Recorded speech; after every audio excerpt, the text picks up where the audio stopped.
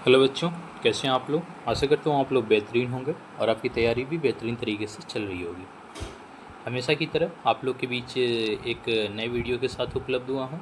इस वीडियो में हम AGTS से जुड़ी कुछ महत्वपूर्ण सवाल क्वेश्चंस को जानेंगे और जो कि आपके परीक्षा अनुपयोगी होगा। तो आइए चलिए देखते हैं। क्वेश्चन नंबर 131, मतलब ये पहला क्वेश्चन है। इसमें पूछ रहा है मक्का, आलू, गेहूँ, मूंग फसल चक्र एक उदाहरण है।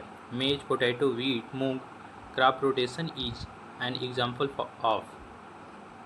ऑप्शन नंबर ए है अंतर फसली इंटरक्रॉपिंग, ऑप्शन नंबर बी है parallel cropping, option number C है रिले क्रॉपिंग और ऑप्शन नंबर डी है नन ऑफ द एबव।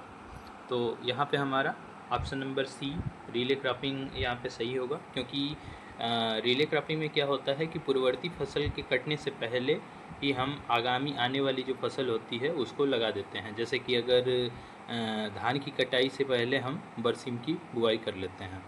तो यहाँ पे हमारा मक्का, आलू, गेहूँ, मूंग ये क्या बोला जाता है, ऑप्शन नंबर सी यहाँ पे रिले क्रॉपिंग होगा। जिसकी अगर फसल चक्र सघनता अगर पूछता है कि कितना होगा, तो यहाँ पे हमारा इसका 400% इसका क्या बोला जाता है कि फसल चक्र सघनता होगा। आइए चलिए आगे की तरफ देखते हैं। लीसा, LISA, लीसा संबंधित है। लीसा का मतलब है low external input sustainable agriculture is related. Option number A है inorganic farming, option number B है organic farming, option number C है बोथ ऑफ द एबव और ऑप्शन नंबर डी है नन ऑफ द एबव।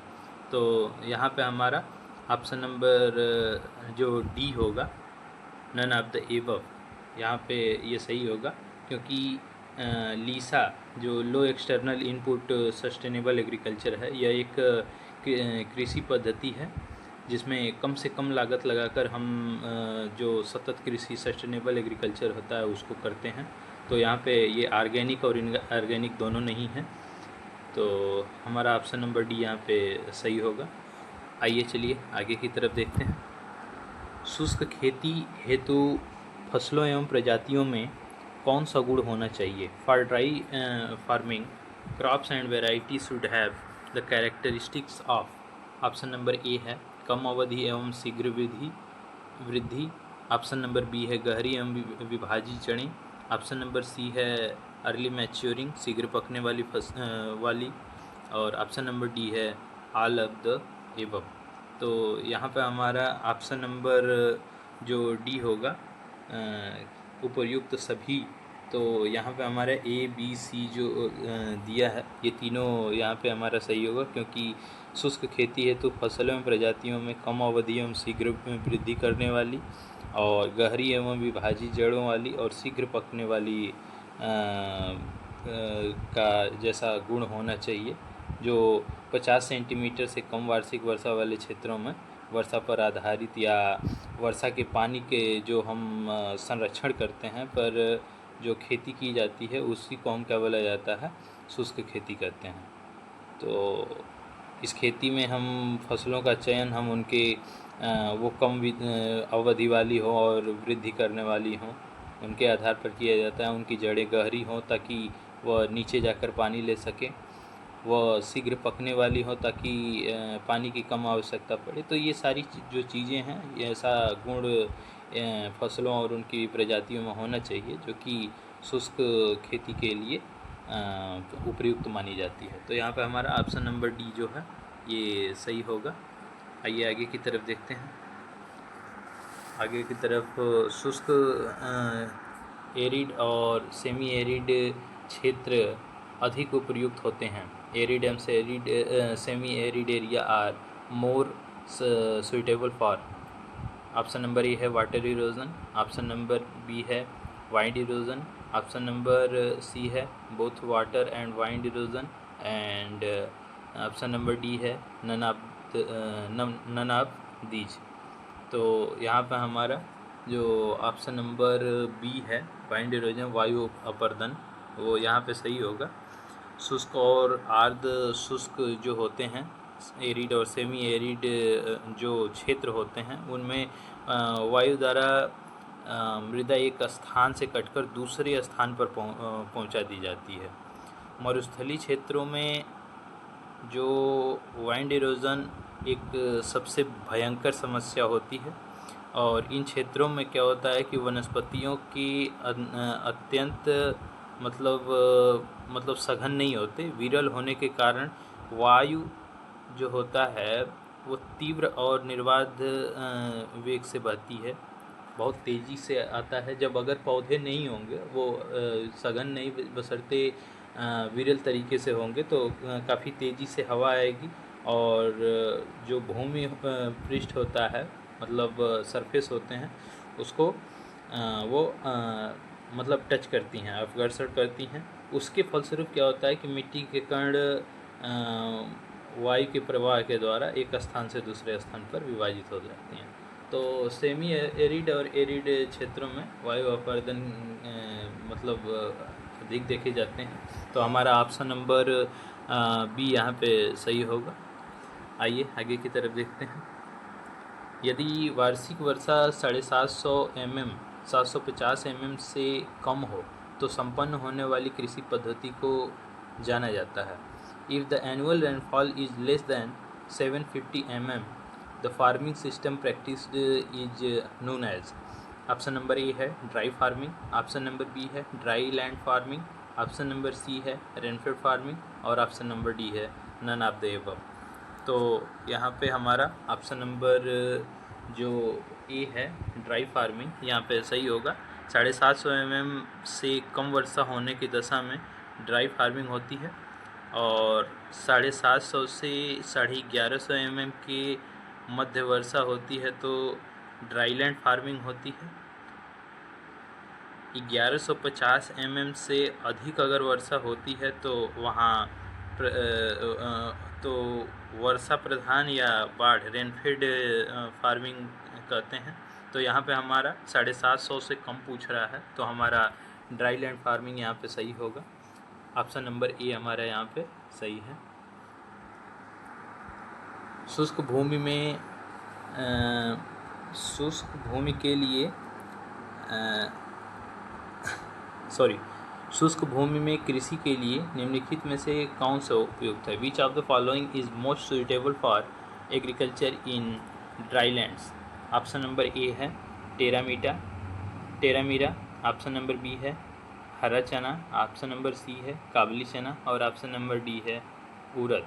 तो यहाँ पे हमारा option number D जो है यहाँ पे सही होगा, क्योंकि उड़द ज़्यादा कठोर होने के कारण जो हमारा ड्राई क्या बोला जाता है कि भूमि होती है, उसके लिए सबसे उपयुक्त माना जाता है। तो हमारा उड़द यहाँ पे ऑप्शन नंबर डी यहाँ पे सही होगा। शुष्क खेती में एल्केनिल सक्सिनिक अम्ल का प्रयोग पौधों की वृद्धि में सहायक होकर उन्हें सूखे से बचाता है, क्योंकि in dry farming the use of alkenyl succinic acid help plant growth and protects them from drought because. Option number A है यह स्टोमेटा के ऊपर एक परत बनाता है, ऑप्शन नंबर बी है कोशिकाओं की भित्तियों में पानी की पारगम्यता बढ़ाता है, ऑप्शन नंबर सी है स्टोमेटा के खुलने एवं बंद होने की क्रिया को नियंत्रित करता है, और ऑप्शन नंबर डी है उपरोक्त सभी। तो यहाँ पे हमारा ऑप्शन नंबर जो सी है स्टोमेटा के खुलने एवं बंद होने की क्रिया को नियंत्रित करता है। तो शुष्क खेती में प्रायः अक्सर ऐसा देखा जाता है कि पौधों पर एल्केनिल सक्सिनिक एसिड का ही हम प्रयोग करते हैं, जो कि पत्तियों के जो छिद्र होते हैं, रंध्र को नियंत्रित कर उनके वाष्पोत्सर्जन की जो क्रिया होती है उनको कम करके जल को संरक्षित करते हैं, जिससे यह अम्ल पौधों को सूखे से बचाता है। तो यहाँ पे हमारा ऑप्शन नंबर सी स्टोमेटा के खुलने एवं बंद होने की क्रिया को नियंत्रित करता है। तो यहाँ पे ऑप्शन नंबर सी सही होगा।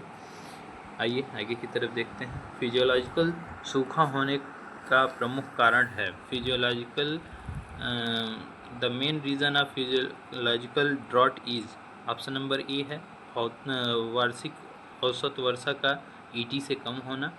ऑप्शन नंबर बी है औसत वर्षा का सामान्य वर्षा से कम होना।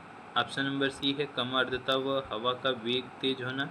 और ऑप्शन नंबर डी है मृदा के घोल का ऑस्मोटिक दाब अधिक होना। तो यहाँ पे हमारा ऑप्शन नंबर जो डी है, मृदा के घोल का ऑस्मोटिक दाब जो प्रेशर होता है वो अधिक होना, क्योंकि फिजियोलॉजिकल जो सूखा होता है उसका प्रमुख मृदा के घोल का ऑस्मोटिक दाब का अधिक होना ही मुख्य कारण माना जाता है। तो हमारा ऑप्शन नंबर जो डी है ये यहाँ पे सही होगा। आइए आगे की तरफ देखते हैं। अंकुरण के दौरान प्रांकुर तथा मूलांकुर कहाँ से विकसित होते हैं? During germination from where do the plumule and radicle develop? Option number A है एम्ब्रियो, ऑप्शन नंबर बी है एंडोस्पर्म, ऑप्शन नंबर सी है हीलियम, ऑप्शन नंबर डी है सीड कोट। तो हमारा ऑप्शन नंबर ए यहाँ पे एम्ब्रियो यहाँ पे सही होगा। अंकुरण के दौरान जो प्रांकुर तथा मूलांकुर एम्ब्रियो से विकसित होते हैं और मूलांकुर से रूट मतलब जड़ एवं प्रांकुर से प्ररोह सूट विकसित होता है। तो बेसिकली रूप से अगर देखा जाए तो मूलांकुर जो से हमारा रूट निकलता है और प्रांकुर से हमारा सूट निकलता है। तो हमारा ऑप्शन नंबर ई यहाँ पे सही होगा, क्योंकि अंकुरण के दौरान प्रांकुर और मूलांकुर भ्रूण के ही द्वारा निकलता है। तो ऑप्शन नंबर जो ए है एम्ब्रियो ये यहाँ पे सही होगा। बीज के भंडारण हेतु कितने प्रतिशत नमी होनी चाहिए? What percentage of moisture should be there for seed storage? Option number A है 10 से 15%, ऑप्शन नंबर बी है 15 से 20%, ऑप्शन नंबर सी है 20 से 25% और ऑप्शन नंबर डी है उपयुक्त में से कोई नहीं। तो हमारा ऑप्शन नंबर यहाँ पे डी यहाँ पे सही होगा, इनमें से कोई नहीं, क्योंकि बीज को के भंडारण में सुरक्षित लंबे समय तक रखने के लिए 8 से 12% की नमी होनी चाहिए। तो अगर उनमें देखा जाए कि वर्ष के हिसाब से तो 8 से 10% 4 वर्ष तक का तक के लिए भंडारण की अवधि होती है कि अगर बीज को 8 से 10% नमी तक अगर रखें तो 4 वर्ष तक भंडारण किया जा सकता है अच्छी तरीके से सुरक्षित लंबे समय तक। 9 से 10% अगर रखा जाए तो 2 वर्ष तक, 10 से 12% अगर रखा जाए तो 1 वर्ष तक और 11 से 13 वर्ष तक परसेंट रखा जाए तो 6 माह तक मतलब उसको रखा जा सकता है। तो हमारा यहाँ पे ऑप्शन नंबर डी यहाँ पे सही होगा, इनमें से कोई नहीं, क्योंकि 8 से 12% नमी मतलब बीज में भंडारण हेतु होनी चाहिए। कौन सा रसायन बीज शोधन में प्रयोग होता है? Which chemical is used in seed treatment? Option number A है थीरम, ऑप्शन नंबर बी है 2,4-D, ऑप्शन नंबर सी है मैलाथियान और ऑप्शन नंबर डी है आइसोप्रोट्यूरान। तो यहाँ पे हमारा ऑप्शन नंबर ए जो है थायरम ये यहाँ पे सही होगा, क्योंकि थायरम को बीज शोधन के लिए प्रयोग किया जाता है। तो और इसके अलावा भी और होता है कि बीज शोधन के लिए हम थीरम तो करते ही हैं, एग्रोसान, कैप्टान, सेरेसान, एग्लाल, एरिटान आदि रसायनों का प्रयोग करते हैं। और फसलों पर छिड़काव के लिए 2,4-D, मैलाथियान, आइसोप्रोट्यूरान आदि रसायनों का भी प्रयोग किया जाता है, लेकिन ये बीज शोधन के लिए नहीं करते हैं। 2,4-D, मैलाथियान ये सारी चीज़ें अलग अलग चीज़ों में प्रयोग होती हैं, क्योंकि आइसोप्रोट्यूरान हमारा अलग तरीके से प्रयोग होता है, मैलाथियान अलग तरीके से प्रयोग होता है, लेकिन ये बीज शोधन के लिए नहीं। थायरम, एग्रोसान, कैप्टान, सेरेसान, एग्लाल, एरिटान जो होता है, तो ये सारी चीज़ें हमारा बीज शोधन के लिए, सीड ट्रीटमेंट के लिए प्रयोग होते हैं। तो ऑप्शन नंबर ए यहाँ पे हमारा सही होगा। खड़ी फसल के कटने से पूर्व उसी खेत में दूसरी फसल के बोने को हम क्या कहेंगे? Sowing the second crop in the same field before harvesting the standing crop is called. Option number A है mixed cropping, option number B है relay cropping, option number C है इंटरक्रॉपिंग और ऑप्शन नंबर डी है multiple cropping. तो हमारा option number जो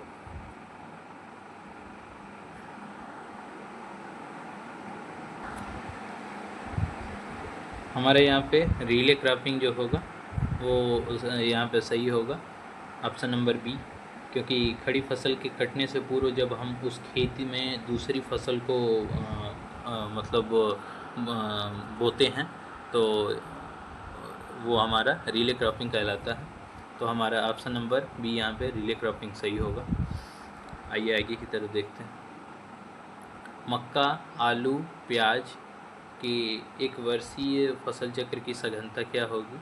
तो हमारा ऑप्शन नंबर ए है 100%, ऑप्शन नंबर बी है 150%, ऑप्शन नंबर सी है 200% और ऑप्शन नंबर डी है 300%। तो हमारा जैसा आप लोग सभी जानते हैं कि फसल चक्र सघनता अगर ज्ञात करना है तो हम फसल चक्र में फसलों की संख्या बटे फसल चक्र में उनका लगा समय मतलब वर्ष को गुणे उसमें 100 करते हैं।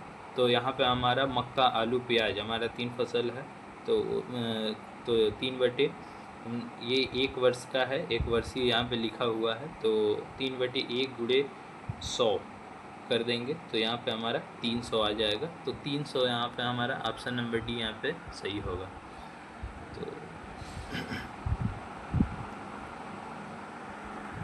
आलू के साथ साथ सरसों की अंतर फसली खेती की संस्कृति है। Intercropping of mustard with potato is recommended in. तो ऑप्शन नंबर ए है रिप्लेसमेंट क्रम में, ऑप्शन नंबर बी है एडिटिव क्रम में, ऑप्शन नंबर सी है रिप्लेसमेंट एवं एडिटिव क्रम में और ऑप्शन नंबर डी जो है उपरोक्त में से कोई नहीं। तो हमारा ऑप्शन नंबर जो बी है एडिटिव क्रम में, तो यहाँ पे हमारा सही होगा। असमान वृद्धि प्रवृत्ति वाली तथा आपस में शून्य प्रतियोगिता रखने वाली फसलों को हम क्या बोला जाता है कि इंटरक्रॉपिंग के रूप में उगाने की कला को ही हम समानांतर सस्यन मतलब पैरेलल क्रॉपिंग कहते हैं। तो यहाँ पे हमारा ऑप्शन नंबर बी एडिटिव क्रम यहाँ पे सही होगा।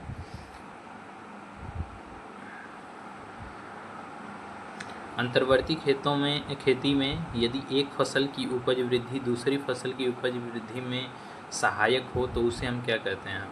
इन intercropping the yield increase of one crop help the yield increase of the other crop, it called।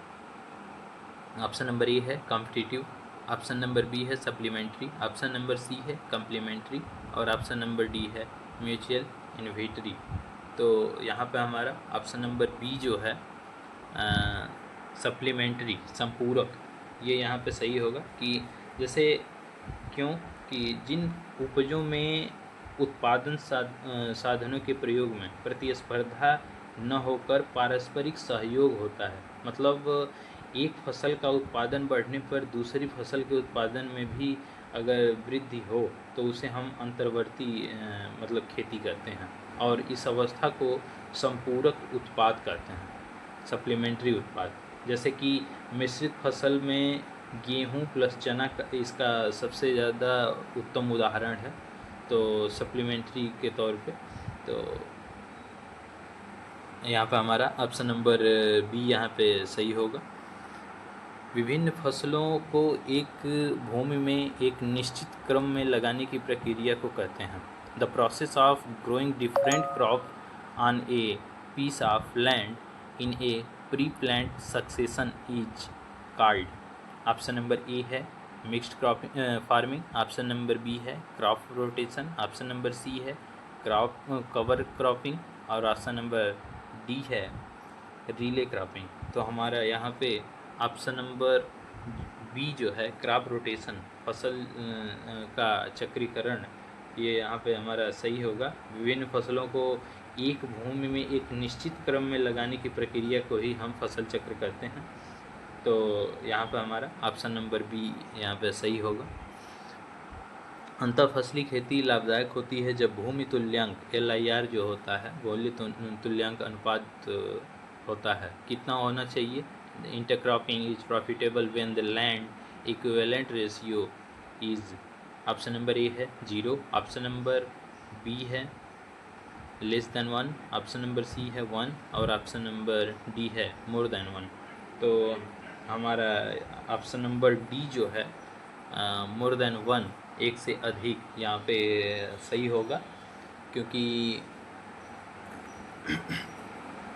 यहाँ पे अंतःफसली खेती लाभदायक इसलिए होती है जब भूमि तुल्यांक अनुपात LIR का मान 1 से अधिक होता है, और जब LIR का मान LER का मान 1 से कम होता है तब ऐसा मिश्रण या अंतराशस्यन से उत्पादन में हानि होती है। तो यहाँ पे हमारा ऑप्शन नंबर डी यहाँ पे सही होगा।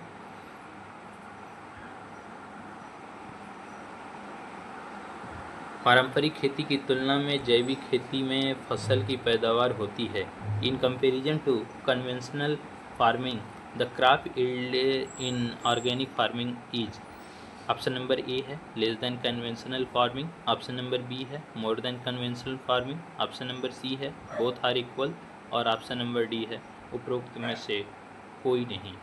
तो हमारा यहाँ पे ऑप्शन नंबर ए जो है पारंपरिक खेती से कम, लेस देन कन्वेंशनल फार्मिंग, उससे कम, ऑप्शन नंबर ए यहाँ पे सही होगा, क्योंकि पारंपरिक खेती की तुलना में जैविक खेती में फसल की पैदावार पारंपरिक खेती से कम होती है। जैविक खेती में रासायनिक उर्वरकों, कीटनाशकों और खरपतवार नाशियों के स्थान पर जीवांश खाद, पोषक तत्वों, जैवनाशियों का उपयोग किया जाता है। तो यहाँ पे हमारा ऑप्शन नंबर ए जो है वो सही होगा। बचाव फसल के रूप में प्रयोग होने वाली फसलें, crops used as guard crop, option number A है मस्टर्ड, ऑप्शन नंबर बी है सनफ्लावर, ऑप्शन नंबर सी है सैफफ्लावर और ऑप्शन नंबर डी है लेंटिल। तो बचाव फसल के रूप में प्रयोग होने वाली में ऑप्शन नंबर यहाँ पे सी जो है सैफफ्लावर कुसुम, ये यहाँ पे सही होगा। बचाव फसल के रूप में प्रयोग होने वाले फसल में कुसुम यहाँ पे होता है। मुख्य फसल को कीटों से बचाने के लिए अन्य फसल को मुख्य फसल के चारों ओर हम इसको लगाते हैं, जिससे क्या होता है कि कीट आकर्षित होते हैं। और जैसे कि इसका अगर उदाहरण देखें तो कपास के चारों ओर हम भिंडी तथा कुसुम की हम मतलब सैफफ्लावर की खेती जब करते हैं तो उसमें काफ़ी ज़्यादा फायदे देखा जाता है। तो यहाँ पे हमारा ऑप्शन नंबर सी यहाँ पे सही होगा। बुंदेलखंड क्षेत्र में प्रचलित फसली खेती है। The popular intercropping system practised in the Bundelkhand region is, option number A है गन्ना सरसों sugar cane mustard, option number B है potato wheat, option number C है सोरगम पीजन पी और ऑप्शन नंबर डी है काटन आनियन। तो हमारा option number B जो है पोटैटो वीट जो है वो यहाँ पे ऑप्शन नंबर बी सही होगा। बुंदेलखंड क्षेत्र में प्रचलित फसली खेती में आलू और गेहूं को मतलब ये खेती सबसे ज़्यादा प्रचलित है, तो हम ऑप्शन नंबर बी यहाँ पे सही लगाएंगे।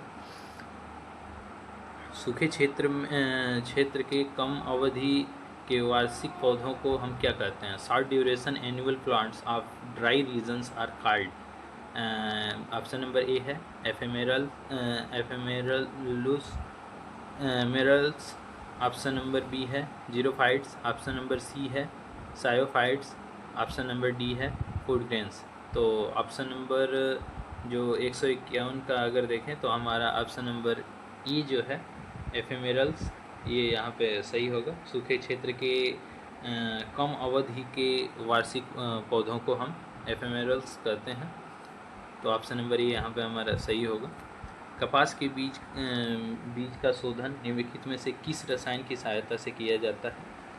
ऑप्शन नंबर ए है हाइड्रोक्लोरिक अम्ल, ऑप्शन नंबर बी है nitric acid, option number C है sulphuric acid, option number D है नन ऑफ द एबव। तो यहाँ पे हमारा कपास के बीज के शोधन के लिए सल्फ्यूरिक एसिड का प्रयोग किया जाता है। ऑप्शन नंबर सी जो है सल्फ्यूरिक एसिड यहाँ पे हमारा सही होगा। कपास के बीज का शोधन हम सल्फ्यूरिक एसिड की सहायता से करते हैं। और कपास के बीज की सफाई के लिए सांद्रित सल्फ्यूरिक अम्ल को 100 ml प्रति किलोग्राम बीज की दर से प्रयोग किया जाता है। तो हमारा ऑप्शन नंबर सी यहाँ पे सही होगा। टमाटर के बीज में प्रसुप्ति का कारण क्या है? What is the reason for seed dormancy in tomato? Option number A है hard seed coat, option number B है presence of furic acid, option number C है इमैच्योर एम्ब्रियो और ऑप्शन नंबर डी है ऑल ऑफ द एबव। तो हमारा टमाटर के बीज में प्रसुप्ति का कारण है ऑप्शन नंबर बी जो है फेरुलिक अम्ल की उपस्थिति जो है प्रेजेंस ऑफ फेरुलिक एसिड। तो हमारा ऑप्शन नंबर बी यहाँ पे सही होगा कि ऐसी अवस्था जो होती है इसमें सभी अनावश्यक परिस्थितियों की उपस्थिति के बावजूद भी बीज अंकुरित नहीं होते हैं। तो ऑप्शन नंबर बी यहाँ पे हमारा सही होगा। सबसे शुद्ध एवं महंगा बीज का प्रकार है? The most pure and expensive type of seed का प्रकार का है।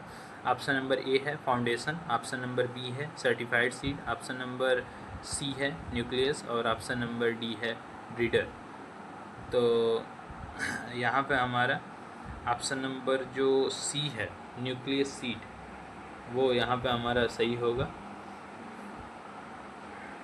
न्यूक्लियस सीड सबसे शुद्ध एवं महंगा बीज का प्रकार जो है एक्सपेंसिव टाइप और प्योर टाइप, तो वो हमारा न्यूक्लियस सीड हो जाएगा। तो इसी तरीके से हमारा आज का सेशन ख़त्म होता है। फिर मिलते हैं आप लोगों को एक नए वीडियो में नए क्वेश्चंस के साथ। वीडियो अगर अच्छा लगा हो तो लाइक्स करना न भूलें और अपने साथियों के साथ इसको शेयर करना न भूलें। हो सकता है कि आपके AGTA के पेपर में इससे कोई ना कोई क्वेश्चंस पूछ लिए जाएं और किसी न किसी तरीके से ये आपको परीक्षा में हेल्प कर सकता है। तो आप इसको शेयर करना भी न भूलें। मिलते हैं एक नई वीडियो के साथ, तब तक के लिए धन्यवाद।